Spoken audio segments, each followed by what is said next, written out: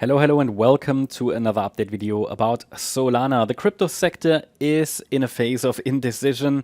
Really not much going on there at the moment, unfortunately. Yeah, Solana broke out of the local range, absolutely. I'm tracking here this yellow scenario, which could send us higher. Let's talk about that, and then also let's talk about the bearish alternative. However, the bearish alternative requires a break below a support area to make it more likely, or at least to consider it as primary wave count.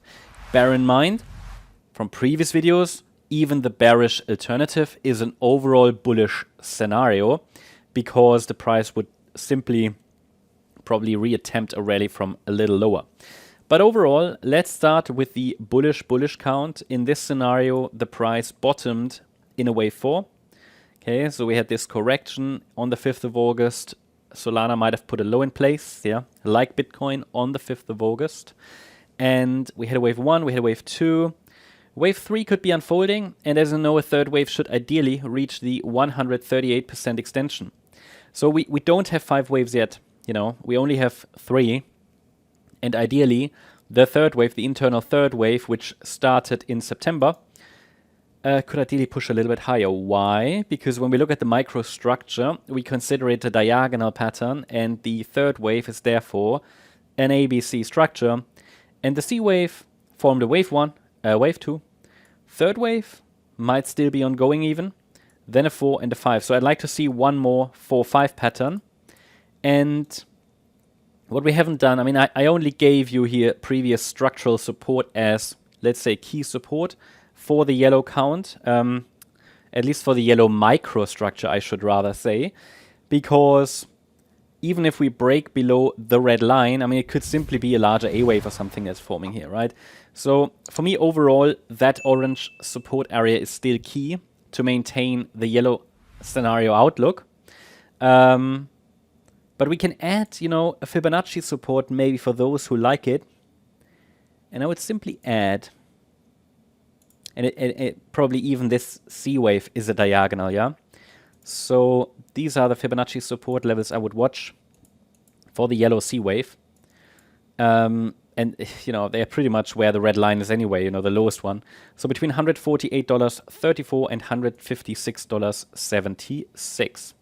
That means as long as we're holding above this Fibonacci support area, and I'm not saying we have to test it now, but as long as we're holding above it, the focus would be on higher.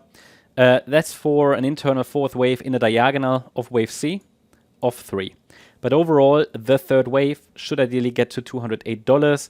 Am I very convinced? No, because structures are choppy here. I mean, the third wave is an ABC structure, and then even in the C wave, which is a 5-wave move, we're dealing with an ending diagonal structure. So it is quite messy, I have to say.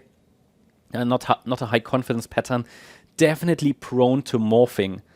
Yeah, to a transformation of the wave structure. Happens very often when we're dealing with these corrective structures, in the subwaves especially.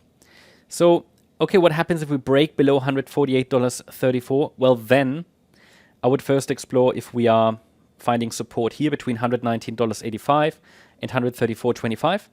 And any break below $119.85 could indicate we're heading down in a larger wave 4 correction, with support around 73.50. Next, yeah. So overall situation hasn't really changed. In the very short term, price seems to be holding above the previous breakout point, which is indicating trend upside continuation. But for me, you know, even this internal third could get one more high, right? And then the fourth, and then the fifth. So I prefer the yellow count as long as we're holding above $148. That's the update about Solana. I hope you liked the update. If you did, please hit the like button, leave a comment, and subscribe. And if you really like the content, then please check out the channel membership. Also, make sure that you follow us on Instagram and Twitter for additional content. Thanks a lot for watching. Bye-bye.